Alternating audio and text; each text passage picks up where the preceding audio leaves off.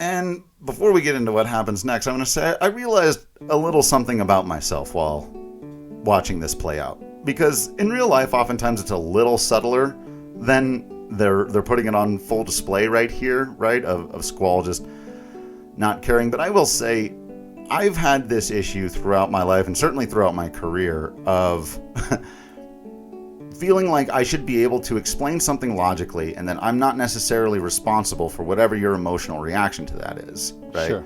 Yeah. For everyone that doesn't know, right, I cover sports, and so oftentimes I write things or I tweet things that people don't necessarily like or think I'm implying one thing or the other, and oftentimes my response to that is to reply with the least amount of emotion possible, giving only the facts. Now, I'm a journalist, so I would hope that's what people want from me, but we also live in this weird world where journalists have to also be analysts and also a bunch of other weird things. But just watching Squall do this, I've recognized that I've done a version of this to people where it's like, I have a hard time, especially when they're fishing for it the way Zell was here, when someone's trying to get me to tell them what I know they want to hear, even though I don't think I agree.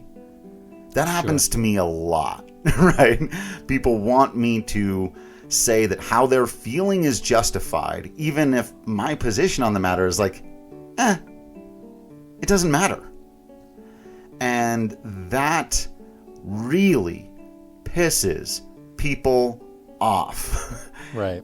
And I get it more now. I think I've always understood it on some level, but I watched this scene and I went, damn, am I that frustrating sometimes? Because, maybe, you know?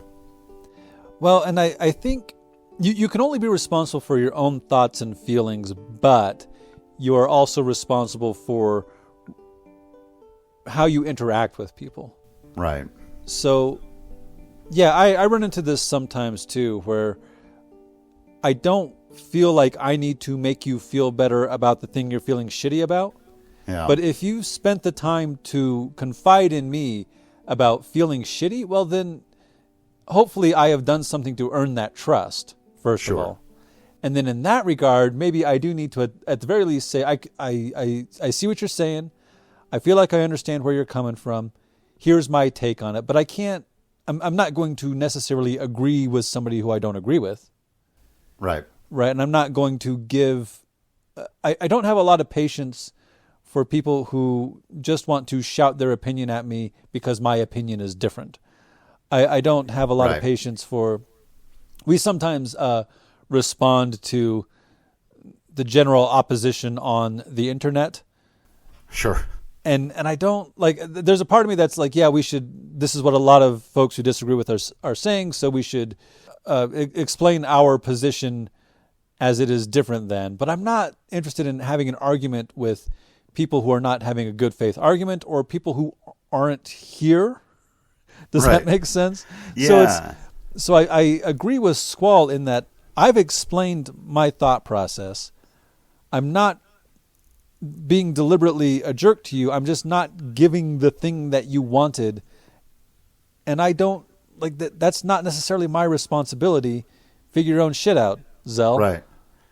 I think the big difference, I would hope, between how, we try to operate and where Squall will, spoilers again, but eventually get to, is you don't treat your friends like that. Like you said, the people who come to confide in you, your friends, your family, the people whose trust you earned. Some guy yelling at me about the ball team on Twitter, I'm going to be less inclined to say what you want me to say or give you the thing that you think you're entitled to, right? We don't know each other. We're not a part of an ongoing conversation. Now, if you treat me respectfully, then we're good and we can have disagreements all day. That's the spice of life. But when it's this kind of you owe me something, and I think that's how Squall is feeling a little bit here, of Renoa and Zell, as much as I think they're correct to say, come on, man, have a little bit of humanity, he does not yet see these people as his friends.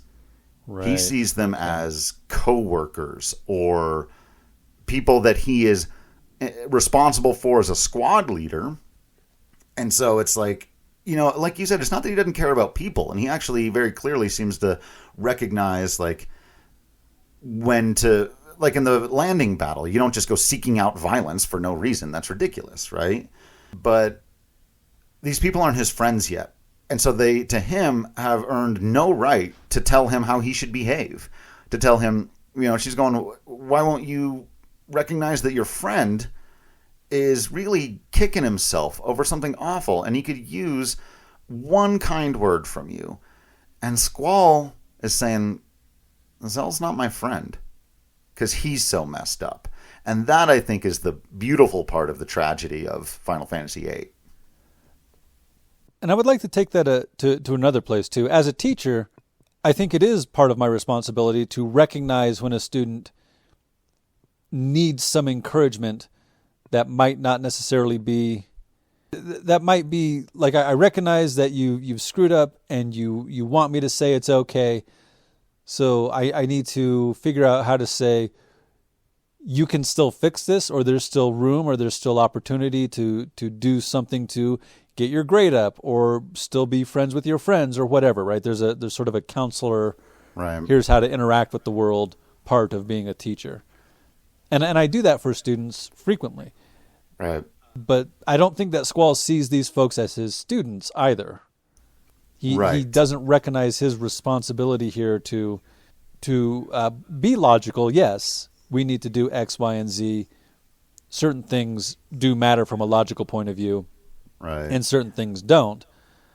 But recognizing how other people operate and helping them to be the best that they can be in that operation.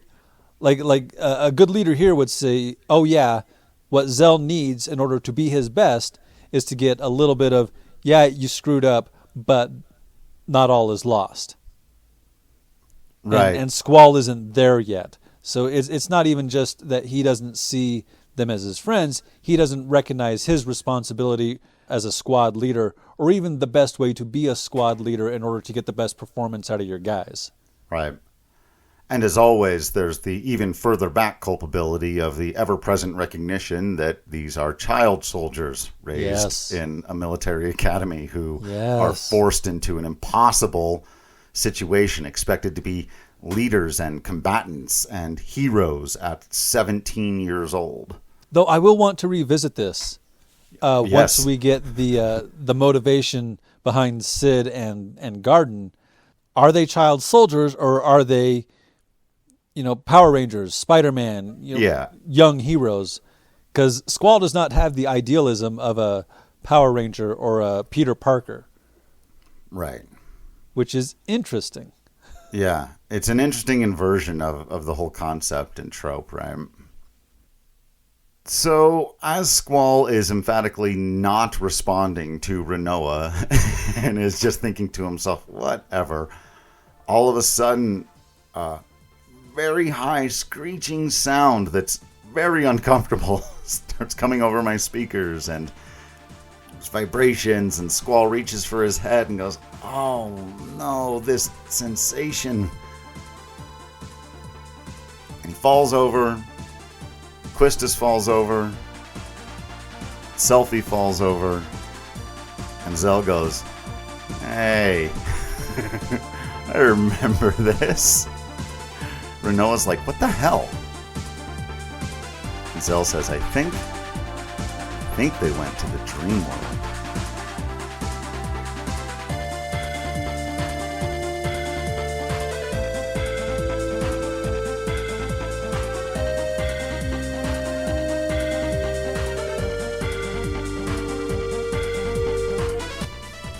That's it for this episode.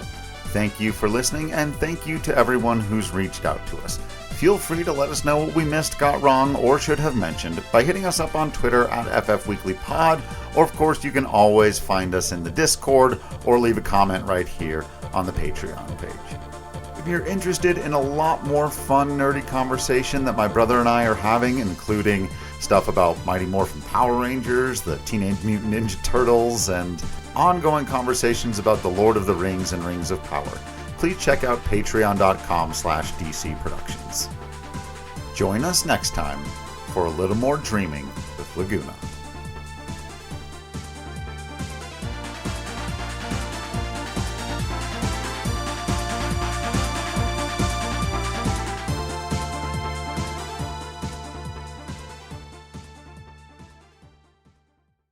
And then Cloud thinks to himself, Not Cloud.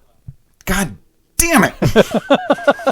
I think that's 2 to you and 1 to me. Not All fair. emo sword boys Not look the fair. same. Okay.